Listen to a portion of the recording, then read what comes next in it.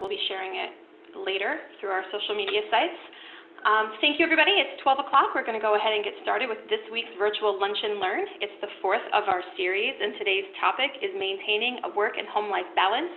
I'm very excited about this. I feel like a lot of this is really relevant information to the way that we're living our lives nowadays. So I want to go ahead and get started, and thank you to everybody who's participating and to our speakers for today. Just a couple quick housekeeping tips. Please keep your microphone on mute. If you'd like to keep your video open, that's fine, but please keep your microphone muted to avoid any background noise. If you have any questions, please use the chat function, and we'll address the questions at the end of each person's presentation. If you have a question about that specific topic, feel free to go ahead and put it in there, and in between speakers, we will address questions, and then at the end, you'll have time to ask any additional questions you may have. Again, this is being recorded, and we'll be sharing on our YouTube page and through our social media channels. After the presentation, if you still have additional questions or thoughts, you can go ahead and email our office, and we'll be sure to get those to our speakers. Today's presentation is really exciting. We have a lot of really great speakers. Again, the topic is working from home, and that's going to be talking about time management, goal setting, nutrition, health and wellness, all while we're in this work from home mode during the COVID-19. Some of our speakers today, we have Jessie Remillard. She's the HR Supervisor at Preferred Mutual Insurance. We also have Nicole. She's a registered dietitian and Director of Food and Nutrition at UHS Chenango Memorial Hospital. Kim McCarthy is the Director of Social Work at UHS Memorial Hospital, and Jamie Hagenbuch is Provider Relations and Community Outreach Coordinator, also at UHS Chenango Memorial Hospital. I'd like to thank all of them for taking time to put together the slides today, for the emails back and forth about today's presentation, and for taking the time to be with us today. We really appreciate our partners, and Preferred Mutual and UHS Chenango Memorial Hospital are great partners to Commerce Chenango. So just to jump in, I am not an expert, but in my social media, I get a lot of great tips. So I want to give you just a few tips before we jump in today. So tip number one, weight loss. If you wear your jeans 5 days in a row, they become all baggy and looks like you're losing weight. So there's my tip. Tip number two is about coworker relations. This is what life is like working from home. I'll give you just a minute to read the cartoon there. I think many of us are dealing with something like this right now. So trying to keep those kids distracted with schoolwork and other things in your home is something that we're all dealing with. And here's my last tip, Zoom 101. As you can see, I don't have my video on right now. It's a nice photo of me. So Zoom meetings with audio or with a video, just remember when you're doing those Zoom videos, can they see you or can't they? So just a couple of funny memes I've seen over the last few weeks I wanted to share with you. As I said, I am not an expert in this, so I'm going to go ahead and get our experts on the line. First up, we have Jessie Remillard. As I said, she's HR Supervisor and Business Partner at Preferred Mutual Insurance. Jamie, are you ready to jump in? You want to get your line? Let me try to unmute you. Are you there, Jessie? I'm here. Okay. Yep. Great. All right. Well, I'm going to go ahead and I'll try to follow through with the slides best I can, and just let me know to move it if I haven't. So go ahead. Okay. You can go right to the first slide if you want to just do that. Okay, thanks. And actually, you can go right to the second slide. I'll make it a little easy on you. All right, so yeah, thank you for introducing me. My name is Jessie, and I am the HR Supervisor over at Preferred. I, too, am one of the many that are trying to navigate this new life that we're living. And as many of you are probably balancing, having children at home, so am I. This is my daughter, who's almost 6 in a month, and then my other daughter, Emery, is back there. She's almost 2. So today's topic really is an important one, as is the concept of work-life balance, because it's becoming more real and more necessary than ever. Like many of you, like I said, I'm also balancing this at home, and I wish I could say that I wouldn't want it any other way. But as much as I love my children, I do love and need the separation, and I would actually say that, so do they. Right now, like many of you on the call, we're kind of forced to find the balance of how work and family fit together. We're also having to re-examine traditional ways of working and connecting out of just pure necessity and survival. So many of you on this call are leaders in one way or another. The leaders I spend a lot of time with at Preferred Mutual, they're really, sometimes struggling to find meaningful ways to connect and communicate with their teams. So they're also, they're expressing concerns over ensuring they're balancing some empathy and understanding with business needs and customer expectations.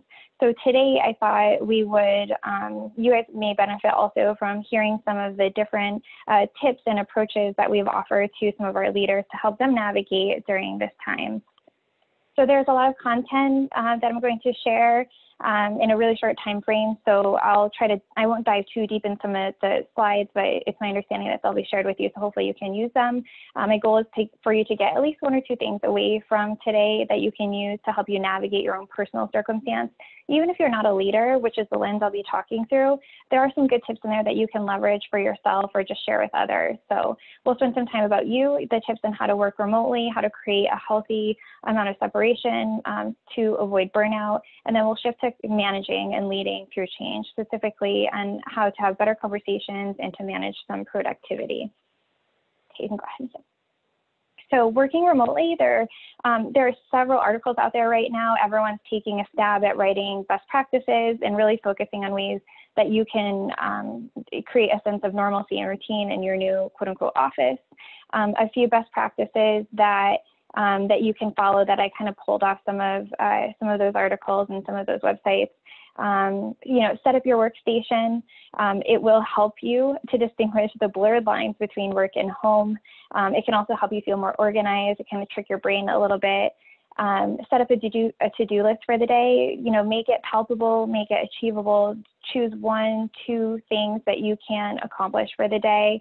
Obviously, that will be dictated depending on where you work by the prioritizations that are set for you. Get dressed.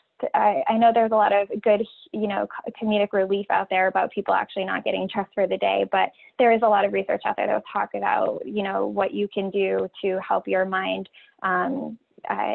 get in the right place and get focused on work. And one of them is get dressed and make it more of a routine. And it will also build some confidence for you too, as you, navigate work on a day-to-day basis and have continue to have those conversations with your teams and with others. And then continue to work some normal work hours as you can. Sometimes we're trying to fit it in at night or on the weekends because we're just distracted with other things going on in the house that are keeping us from working normal work hours. And the great thing about that is there's a lot of people that are just being flexible. They have, organizations that are fully supportive and being flexible with that. But the more you can work normal work hours, the better you'll be able to transition back when we reintegrate back into the workforce. Here are some more tips on how to separate your work from home. I'm not going to go through the whole slide, but really the takeaway on here is schedule breaks and lunch. It's really easy to be stuck in a chair all day and not move from it as you go meeting to meeting, or you just get immersed in projects. So really make sure you're taking that mental break, take 10 or 15 minutes out. I'm sure others will probably echo the same sentiment, and also create a routine. As much as you can, try to keep in a routine. It will help you stay focused and help you be more productive throughout the day.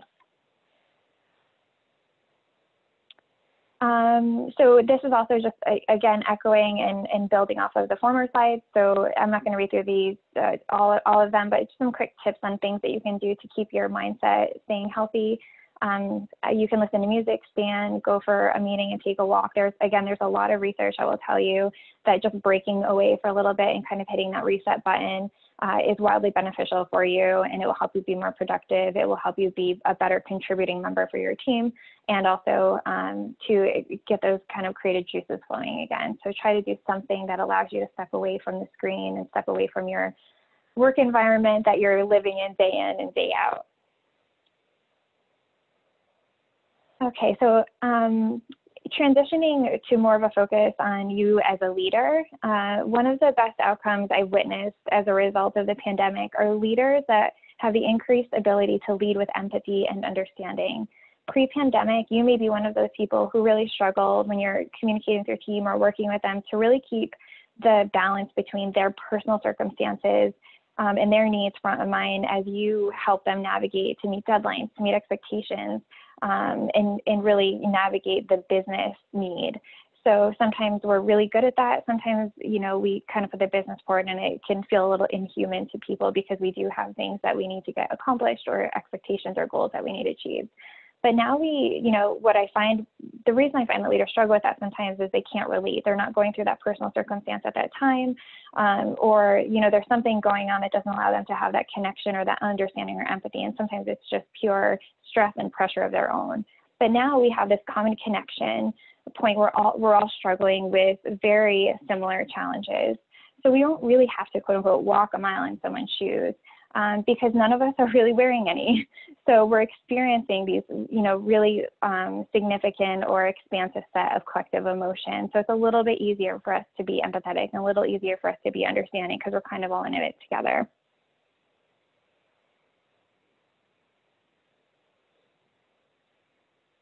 That's a long transition there. So this is one of the graphics I use when I walk through leaders through onboarding and orientation. So really this is all of the phases in which our employees navigate through in their journey at our company. So how do we use the empathy and understanding to lead our teams through these stages of their journey? How do we continue to communicate with them in the same way or maybe even in a better way? And how do we stay connected with them? A lot of what you say happen organically. We used to see in the hallway. We used to say, how are you? And, you know, when we walk by them. But now we have to be really intentional in reaching out. It requires a lot more energy from you. Go to the next slide.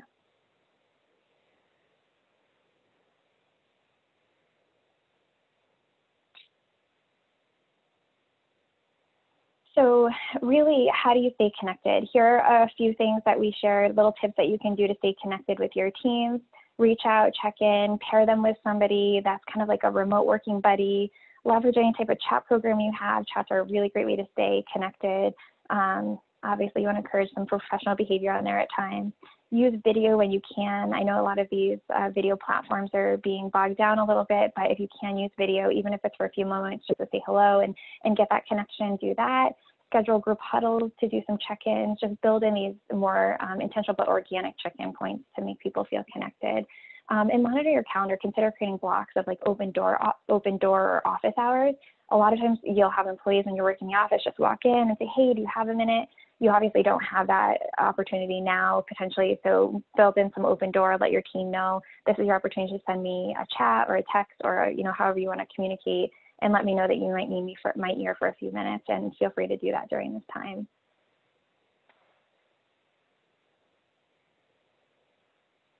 I'm not going to go through some of these. You'll have this slide, but these are different things to consider, not, you know, depending on what you leverage as a form of communication with your organization. But chat programs, just some tips and tricks, remind them to keep chats appropriate.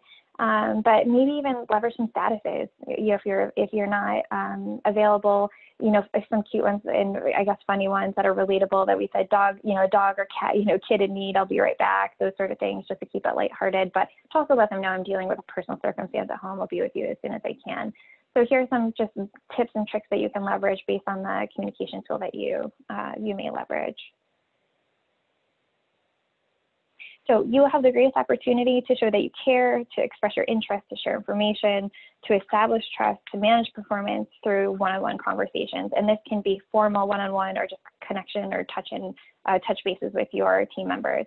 Let them be meaningful and productive. So I had a leader come to me and say, I'm getting feedback, my team doesn't trust me. I'm really genuine. He is a very genuine person. I'm not really sure where I'm going wrong. And it was a few people that were giving this feedback. And so I said, walk me through your approach in the meeting. And so what he said was, I talk about their performance, I give them good feedback. Most of them are performing really well. And then we talk about their personal life, things that are going on, weighing heavily on them. And he said, I don't know where I'm missing it. So what we decided was to change his approach. First, family and friends, and talk about what happened in the week and make that personal connection. And then talk about where they are in their progress or their ability to meet expectations. And he was able to completely do a 180 with his relationships and build better relationships with them and trust with them. So people really want to know that you genuinely care. So you can demonstrate that by just asking some really good questions, getting them to know them, and then seeking and giving them guidance once you've kind of done that. But seek to understand first before you give advice and form a judgment. Here are some great conversation starters to really kind of establish that trust and that rapport and that that personal connection first before you dive into the work component or work piece of it.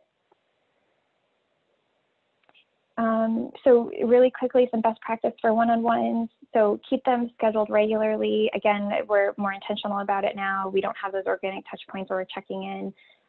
Make a format for them. So spend time that you want to spend with them, let them spend time they want to spend with them, spend some time on development if you can, but keep it structured and have an agenda. And really in this time, don't miss them. It's really easy to say, I can shift this one meeting. It's the easiest thing to shift on your calendar. Trust me, I fall victim of that all the time. And really make it about them. So I'm going to show you just a few questions in ways that you can make it about them and how to ask them some questions. But these are just some best practices when you're connecting with your team.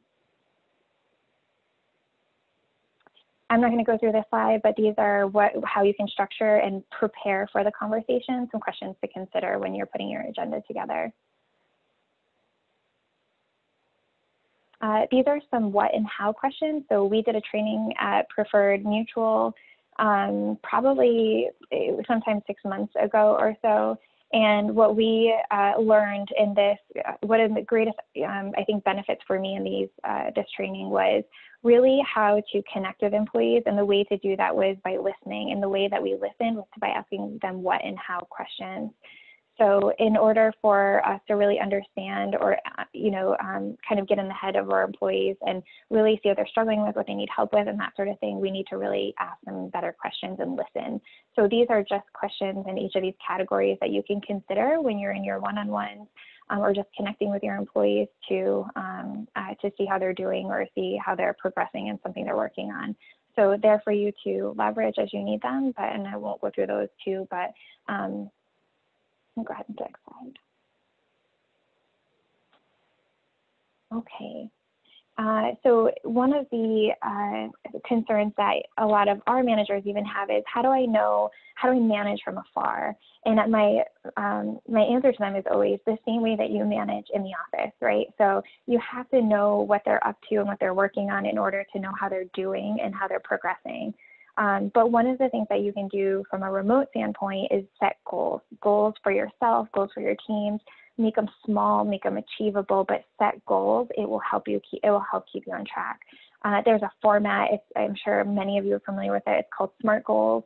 It's specific, it's measurable, it's relevant, it's time bound, and it's achievable. And it's really a easy structure to follow, but it will help guide you in your writing. So the other things that gave you to help guide you in writing goals for your teams are some actions that you can put into the do. So do, like oversee or coordinate or manage your plan. Sometimes those words are just hard to think of. So I added some words there for you to consider. And then also, how do you measure if someone's doing what they're supposed to be doing or how well they're doing it? How do you know how to measure the success of that? So I have some different ways that you can tell if someone's successful. Some of them are qualitative and some of them are quantitative, but they're for you to leverage if you need them. Okay, and lastly, have fun. This is a really emotional time for everybody. That tensions are high. People are sick of each other in households. And I know there's a lot of encouragement to be lighthearted and to have fun, but it's really, really necessary, even for your teams, to make sure that they know that that's still allowed. It's still something that will help them get through the day-to-day. So I shared a couple of things that we've done with our teams at Preferred Mutual, and it's been really well received, and we're having a good time in the process of getting our goals accomplished and helping each other kind of get through this really tricky time. So there's a couple of things that we've done. Hopefully they'll be helpful to you, and you can leverage some of those too. So. Thank you so much, Jessie. Those were really, really wonderful tips, and hopefully people afterwards can go ahead and watch the video of this and take some of those notes. I know I was making some notes of it, so definitely great tips and tricks that we all can use during this different time that those of us who are in manager roles and working with our coworkers can definitely use. So thank you. If you have any questions for Jessie, you can go ahead and submit them. We can take just a second to see, and if not, we can go ahead with the presentation. Okay. Next up, I'm going to first find Nicole and unmute her. All right. Nicole Wake. We have Nicole Wake is the Clinical Nutrition Manager and Director of Food and Nutrition Services at UHS Shenango Memorial Hospital, and I'd like to welcome her. Nicole, are you on? Yeah, I'm here. Can you hear me? Yep. Okay, great. Well, I'm going to go ahead and turn it over to you as we talk about food and nutrition. All right, great. Well, I hope everybody's having a good day. Today I'm going to talk about balancing nutrition and your eating habits, as well as your kids' eating habits during this time. So if you're like me, chances are you're not feeling like eating too healthfully during this time. I know I've really struggled with this, with a lot of stress, a little bit of, feeling down. And it's important, though, when we're feeling like this, to incorporate healthy foods into our diet. Starting your day with a healthy breakfast whenever you break that fast, it really helps us to get healthy food in, because the beginning of the day is when it's easiest for you to stick with your intentions for the day. A well-balanced breakfast would include fruit and protein as being like the main things you have to get in. If you're feeling like pancakes, go ahead and eat pancakes, but have your fruit on the side, have a little protein on the side. Studies show that starting your day with protein can help curb cravings in the afternoon. So some good examples of protein sources would be eggs or peanut butter for breakfast.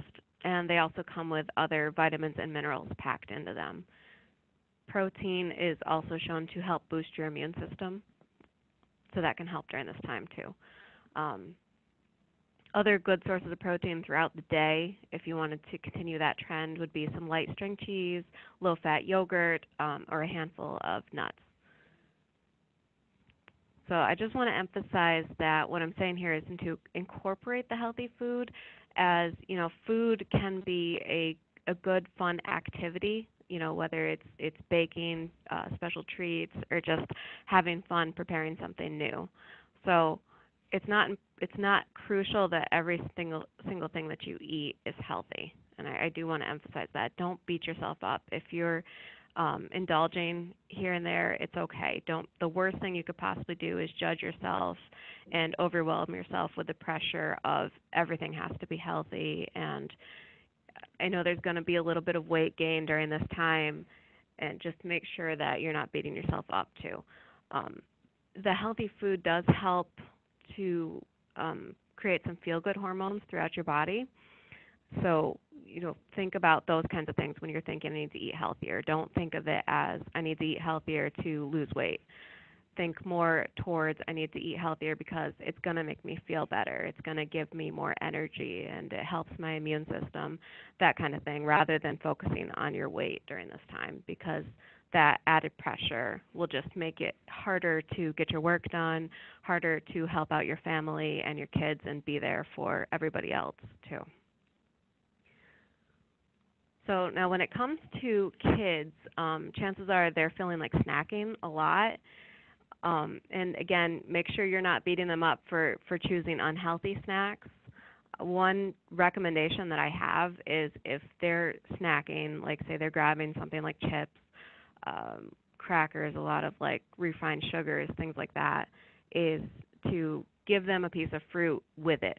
Just quietly, silently just hand them fruit, cut up some fruit, give them a dish of fruit, and just put it in front of them. Don't say anything, especially like I have a 3-year-old, so this works well for kids under 5, just not saying anything, just putting it in front of them. For example, this weekend I was sitting next to my son, and he had a bowl of those cheddar whale snack crackers and a bowl of boxed macaroni and cheese. And I hate the boxed mac and cheese. I do, but we have it in the house. As a quick go-to when things are busy. But he had those two things, and I was like, you know what? I'm just gonna get up. I'm gonna get myself a bowl of watermelon. I sat down with him. I ate a couple bites. He happened to notice that I was snacking on, and he was like, hey, I want some of that. So I just gave him the bowl. He finished it. He asked for a second bowl. And he ended up eating just watermelon, and he filled up on that and just pushed off the other snacks off to the side. So just sneaking it in there, don't make a big deal out of it, and modeling the healthy eating yourself can really help to get them to eat healthier. And the same thing with older kids too. You just put the fruit with their lunch. Just give it to them. Don't ask them if they want it. They're gonna say no. Just put it there. And even if they don't touch it, being exposed to it helps to build the blocks to eating healthier and getting used to the idea of eating healthier, making it a habit. The other thing I just want to touch on real quick is lunches. When you're working from home and taking care of the kids, and there's a lot going on in your day, so it's really hard to make lunchtime, you don't want to make it a big deal. Don't put the pressure on yourself to make a hot lunch and make it special just because you're home, your kids are home. Think of it like a normal work day. Whatever you did before, if you packed lunch for yourself or you packed lunch for your kids, do it at night. Pack up a lunch just like you would if you were leaving for the day, the next day, or pack it in the morning, whichever works best for your home routine. So pack your lunch, have a salad, a sandwich, or a wrap, or like those bento box things. So just like some crackers, cheese, some nuts, some fruit, things like that. Pinterest has some really great ideas for healthy lunches, and just have that. It's okay, during the week if that's all you're having is sandwiches for lunches, some fruit, and some snack crackers. It's not a big deal. It doesn't have to be a big fancy meal. And that's all I've got. Thank you, Nicole. So probably many people on the call are parents, and so I know I don't work remotely every day, but a couple days a week I do, and I know that I give myself the pressure of hey, I'm home, I should make my kids a nice lunch, I should make a nice breakfast, and I don't do that during a normal work day. We put a pressure on ourselves to try to do something nice because we're home with them, and so I appreciate those comments. I think many of us can relate to those. So thank you so much, Nicole. Again, if you have any questions related to health and wellness, please go ahead and put them in the chat. And we're going to go ahead with our next speakers. We have Kim McCarthy, Director of Social Work, and Jamie Hagenbuch, Provider Relations and Community Outreach Coordinator, also Mental Health First Aid Instructor from UHS Shenango Memorial Hospital. Jamie and Kim are going to be doing the next part of this presentation together. So, all right, you should be all set. Jamie and Nicole, can you hear me? Yes, we can. All right, go ahead. I will go ahead and let you take it away. Hi, good afternoon, everybody. This is Kim McCarthy. I just wanted to share a little bit today about ways to take care of yourself during all these stressful times that we're feeling. You can actually just go to the slide, the next one. Okay, as we know, many people now are either working from home or isolating at home. And a couple things to keep in mind is one thing is keeping kind of a daily routine is really important. I know that Jessie also talked about that because during a sense when we're having a lot of anxiety, it's good to have a routine that kind of gives us some sense of comfort and security. And obviously when that's all disrupted, we can start to feel more anxious. But it's also important to keep in mind that it's very normal to feel anxiety and stress at this time. So it's not, and everybody reacts to stress differently, which is important to keep in mind. Some people may actually feel more overwhelmed. They may get more angry. Some people may want to be alone and not want to contact others. So it's just important to know that everybody does react differently to stress, and it's a very normal reaction. And also that people, when they're feeling a lack of control, that this also kind of can trigger anxiety. So it's better to focus on the things that we can control, like we talked about setting maybe some specific times that you're having meals, what bedtimes, what time you're getting up. So there are things that we can control, and so it's more important to focus on that than all the stuff that's going on around us that we can't control right now. And so we said it's important overall to keep a schedule with everything, with meals, breaks. It's important to work those breaks into work. Also keep in contact with others, and a good sleep regimen. That's really important to, as hard as it is, but to try to go to bed the same time every night and wake up in the morning, because again, that helps us kind of keep a daily routine. Okay, next slide. Also, we've talked about this a lot. Obviously, it's very important to stay connected with others. And probably what you'll find out is that many people are feeling very similar things. And so that's an important way to help kind of deal with some of our anxiety, is if we know other people are going through it too, we don't feel so alone and isolated or feel like we're so different and removed from the situation. And also, social media, FaceTiming, all this use of technology, which we have, which is great. Also enabling us now to do virtual meetings, which I've never been to so many virtual meetings in my life. So it's important to be able that we have this technology to use and to use it. And just kind of maintaining a healthy lifestyle in general. The other speakers have also spoke about with eating, your sleep, exercising, hygiene. I know we all have talked a lot about washing your hands for 20 seconds.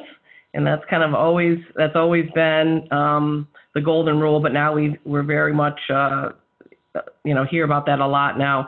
And just taking care of ourselves. We talked about getting dressed, maybe not staying in our pajamas all day, and showering more than once a week and all that stuff that sometimes it's easy to do when we don't follow a schedule.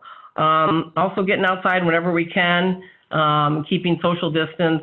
It's great to get outside, especially if we can the sun can do wonders. So getting outside is also very important. And staying informed of accurate information. I say this because it's important more to know the facts, because people, we kind of can binge watch the news and everything because people want to know what's going to be happening, and that's a natural thing, because we want to feel we have some control or know what's going to be happening the next day. And things change so quickly now. So it's good to go with well-known sources. It's best to not to get all your information from Facebook, but it's good to be able to connect with people on Facebook, but to get our news from sources that we know are accurate. And also helping out others, because it makes us feel better about ourselves and our own situation if we can help people, because then this empowers people and they feel there's a purpose and a need for them. So whether it's making face masks or people making food and dropping them off on people's doorsteps, all these things make us feel good ourselves that we can actually help people out, which is what's been happening a lot in our community, which is awesome to see. And also doing things you enjoy. If you know that gardening or reading books or going for walks is a good way that's always helped you deal with stress, then it's important to continue those things that have helped you in the past to deal with stress. And also maybe a time to find some new things that you weren't even aware before that actually you enjoy.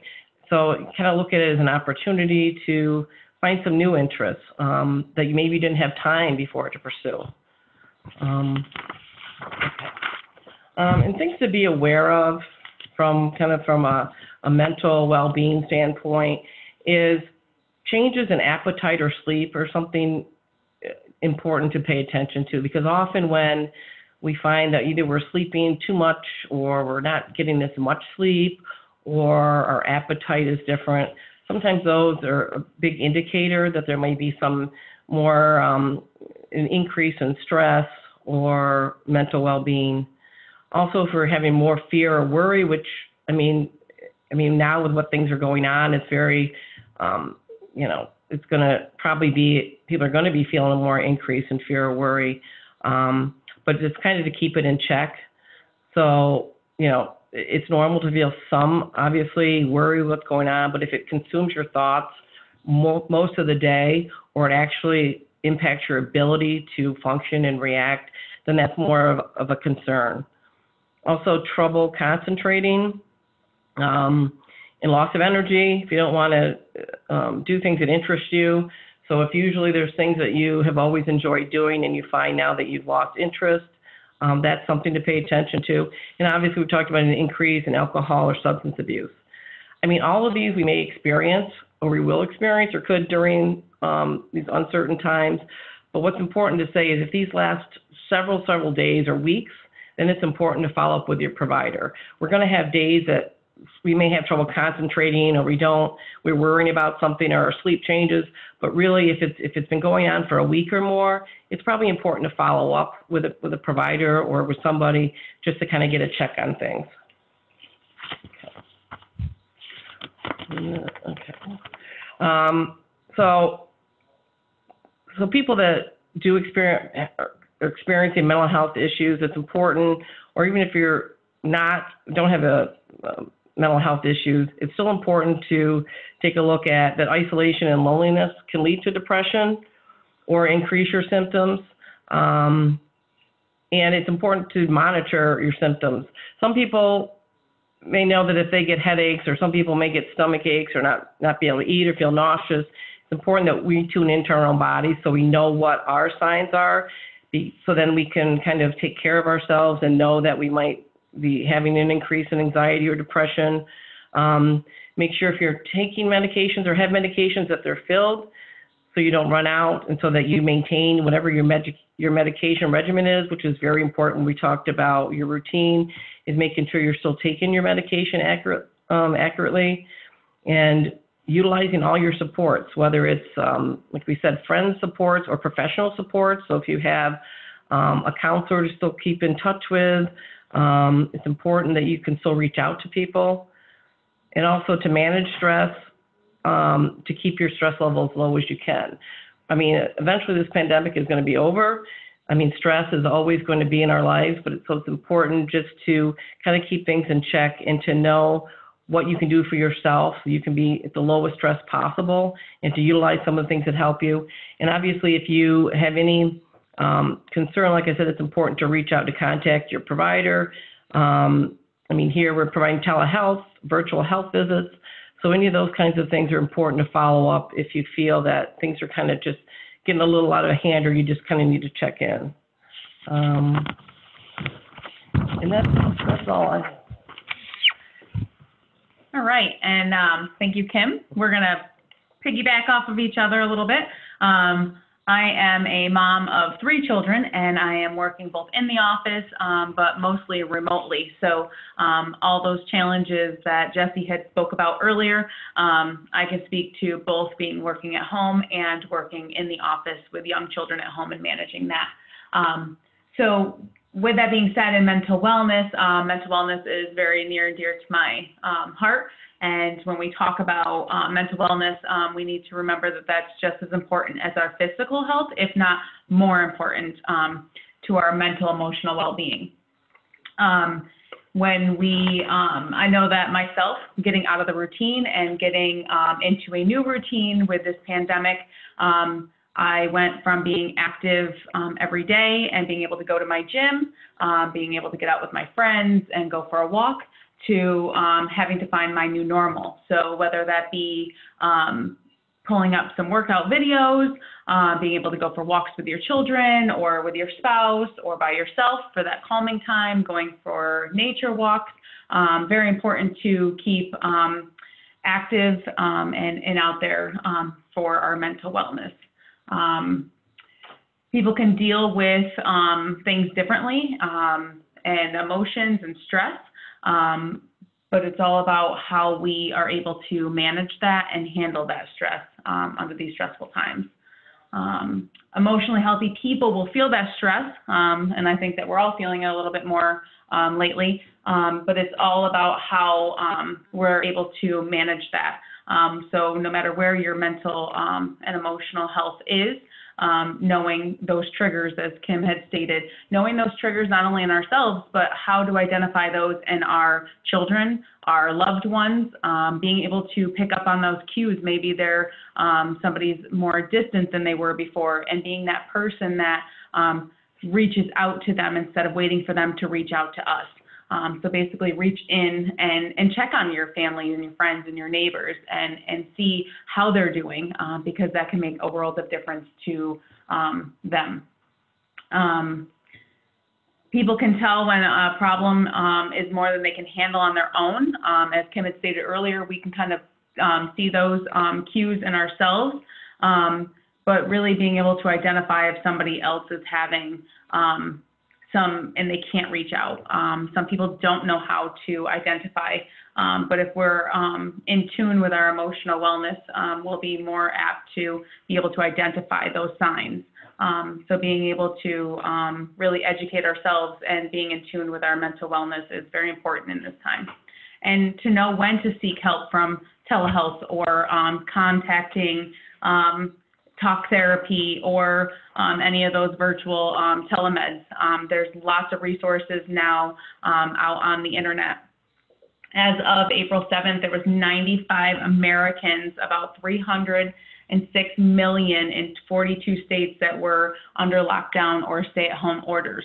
That is substantial. That's huge for us. So being able to connect people virtually, whether it's through connecting with videos, as we talked, and we're on a Zoom call now.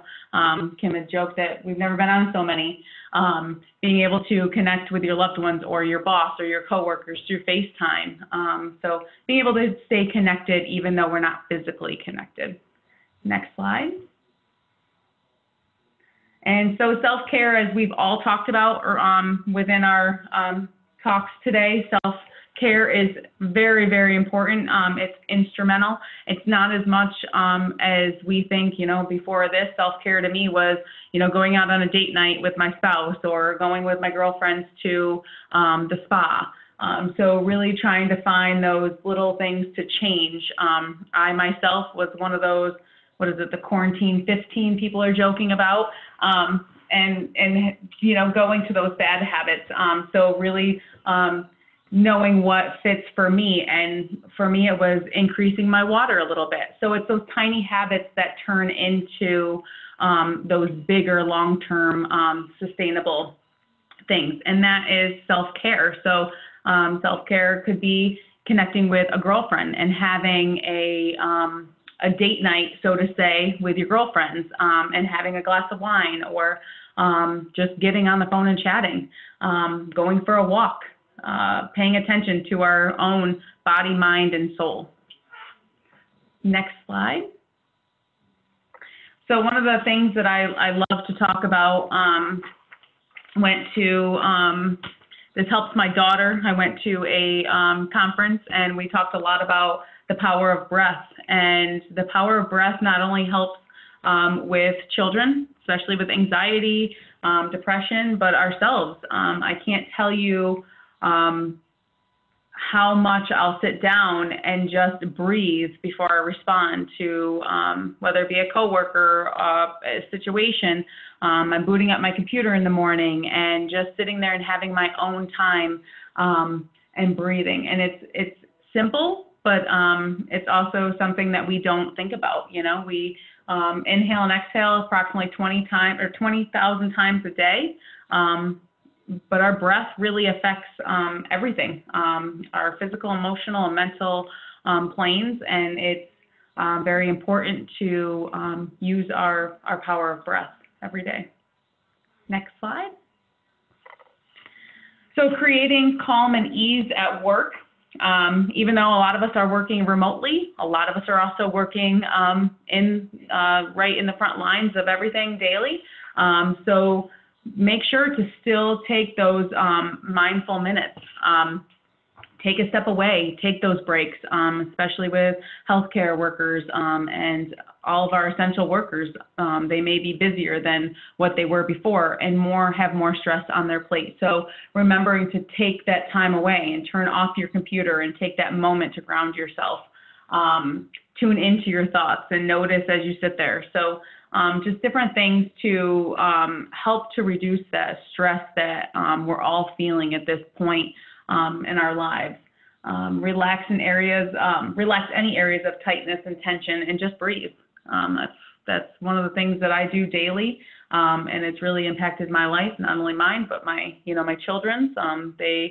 We sometimes forget, and I know I do myself, how stressed they are with losing their sports and their routine of going to school, their friends, and having to go to remote schooling, which is completely different for every single one of them. They've never done this. So remembering that the power of breath and being able to help them and teach them some new and healthy habits and some self-care strategies. Next slide. And then when we talk about community resources, 211 has been activated by the health department in all of our areas. So if you are needing resources that you're not sure where to reach out to, 211 is the one-stop shop. You can contact them and they can connect you to whatever resource you're looking for. Mental health first aid classes, we offer those in the community, and we were put on hold with the pandemic, but mental health first aid and the National Council of Behavioral Health has listened to the needs and the concerns from their instructors, and they are offering a virtual platform that's going to be within, I would say, the next month or so. We're going to be able to offer those remotely, and brand new curriculums to have updated statistics and new materials. So that's exciting. Please reach out if you would like more information on taking any of those classes. Telehealth counseling, as Kim had mentioned earlier, we have telehealth options. There's a lot here at UHS, but there's also national resources that you can contact, the National Council or the National Suicide Prevention Lifeline, which is 1-800-273-TALK. There is also a crisis text line. I can send all of this to Carrie, and she can send this out as well. You can text MHFA, which is, you can text that to 741-741 for free counseling, 24 hours a day. That's for crisis counseling. So there's lots of different options that you can contact. And I also know Chenango County Behavioral Health has a telehealth option as well right now. Any other resources that you can think of? So if anyone has any questions, I think that about. Hey, Jamie, this is Melissa. Could you also mention the substance use line? Oh, yeah. That is the, And we have the substance abuse, are you talking about through UHS? Yes. Yeah. Right, that we can contact, that we have counselors on call 24 hours a day, 7 days a week, to talk to people that have substance abuse disorder, maybe an increase in use that they're concerned about, that they could talk to professional counselors. and that is a good point that, bringing that up too, because, and I know Kim talked about this a little bit earlier, there's a lot of joking and a lot of things on memes on Facebook about, having a glass of wine and drinking, but really being aware of how much and being able to know, when it's becoming dangerous, or and being able to look out for not only ourselves, but maybe our friends and families. Okay, thank you so much, Jamie and Kim. We'll take just a couple minutes. If anybody has any questions they want to ask any of our speakers, you can go ahead and submit it through the chat window. I really appreciate all of the comments today. I think everything that each of our speakers talked about really can affect all of us. I know I was making mental notes of things, and you have to find ways to break it up, especially if you're not really able to leave. If you're only leaving your house to get groceries, you're doing it alone. Your schedules are completely different. You have to find ways. I know just a few weeks ago, my girlfriends and I were joking about, all these Zoom meetings. Why aren't we having one? And, we started to see things online about people having these kind of after hours, happy hour things. So, I have a group of 6 friends, and we used to get together weekly, if not twice a week. So this has been really hard to not have that outlet. So a few weeks ago, we started just for fun to do a, night girls chat night, for an hour. And it was really fun, and it was funny, and we, it's a way to connect with each other, even though it's virtually, you can see each other. The last couple of weeks we started adding themes to it. So we had like a funny hat night one night. We're going to do princess night. So, it sounds kind of silly, but you have to do those things to find ways to connect with the people that you're not able to see and talk to as you are. Things for your children too. My daughter has started to talk with some of her friends a little more through FaceTime and try to do games together. So not that we want them in front of technology all the time. I know we deal with that stress of, they're in front of their technology constantly. What am I doing to them? But they need an outlet. So I think giving yourself a break and letting you explore these different ways is definitely good for your mental health. So thank you to our speakers. I think this was such a great session, and as I said, I'm going to post it online. Hopefully others will be able to watch it later. I do want to, since there aren't any questions in the chat, I just want to go ahead and note again, we have our new initiative, Fueling the Frontline. We kicked this off a few weeks ago.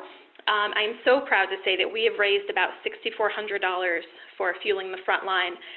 This program, we kicked off the first few weeks. We were providing meals to the workers at UHS Chenango Memorial Hospital, not only to the hospital, but to their clinics around Chenango County and just over the county line. We started this last week. We are doing it again this week, next week. This has been such a great response that, and we were able to raise so much money from the community that we are looking to expand it to other frontline workers throughout the county. Everybody has been so generous, so giving. The restaurants that we're working with are so happy to be able to do this.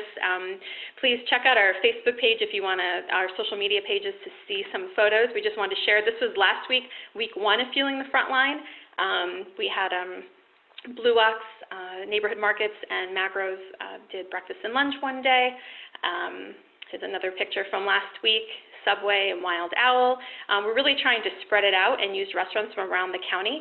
And we know how appreciative everybody at CMH has been. We've been working really closely with Melissa Stagnero and Mary Miner here at Commerce Chenango. Have done a great job of organizing this and making sure that everybody, all the departments are getting something and knowing how much our community appreciates them.